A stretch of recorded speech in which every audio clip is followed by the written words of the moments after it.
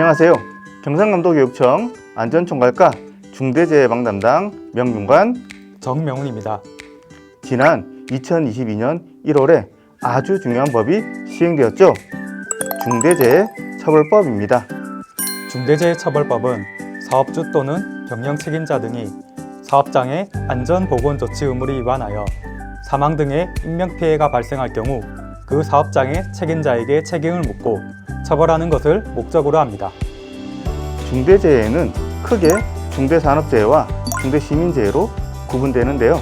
여기서 중대산업재해라 함은 첫째, 종사자가 일을 하다가 사망하거나 둘째, 동일한 사고로 6개월 이상 치료가 필요한 부상자가 2명 이상 발생하거나 셋째, 동일한 유해 요인으로 직업성 질병자가 1년 이내 3명 이상 발생할 경우를 의미합니다. 당연히 우리가 일하는 일터인 학교에서 이런 재해가 발생하지 않도록 안전에 최선을 다해야겠죠? 오늘 알려드릴 내용은 경남교육청에서 중대산업재해를 예방하기 위해 무엇을 하고 있는지, 혹시라도 재해가 발생했을 경우 어떻게 대응해야 하는지를 말씀드리려고 합니다. 여러분, 학교에서 사망 등 중대재해가 발생할 일이 뭐가 있지 하는 생각이 드실 텐데요. 타 지역에서 발생한 사례 몇 가지를 살펴보겠습니다.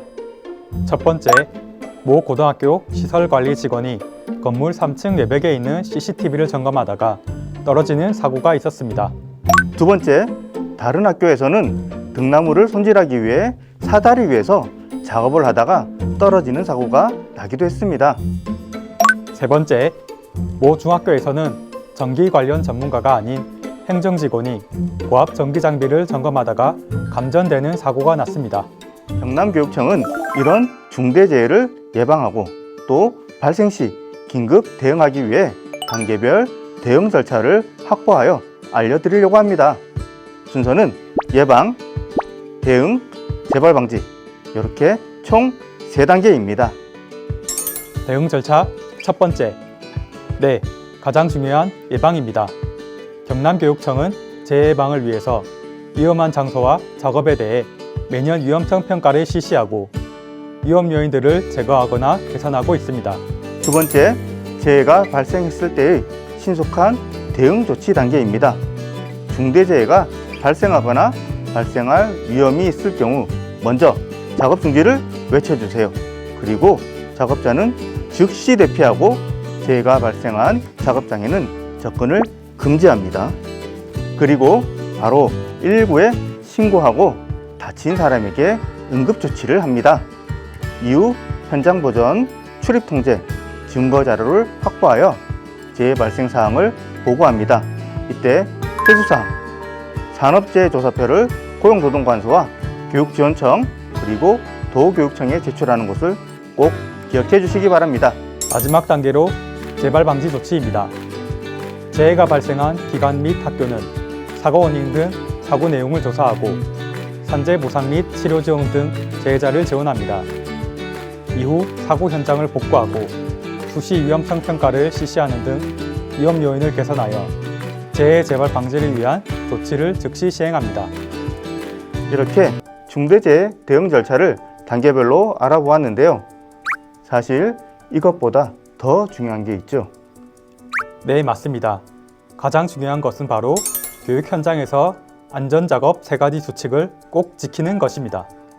안전작업 수칙 하나, 위험한 작업을 할 때에는 관리자에게 미리 알리고 위험 요인을 미리 점검해서 개선합니다. 안전작업 수칙 2, 안전모, 보호장갑 등 개인보호구를 꼭 착용해야 합니다. 그리고 작업장을 잘 정리정돈하여 안전한 작업 환경을 확보합니다. 안전작업 수칙 셋, 안전작업 절차를 준수합니다. 특히 사다리를 이용하여 작업하는 경우 반드시 2인 1조로 작업하며 한 사람은 꼭 사다리를 잡아줘야 합니다. 안전작업 수칙 어렵지 않죠? 안전작업 수칙을 잘 지키고 재해 예방 및 대비에 힘써서 우리 경남교육 현장에서 모두가 재해 없이 안전하게 지내시길 바랍니다. 안전한 경남교육 우리 함께 만들어요.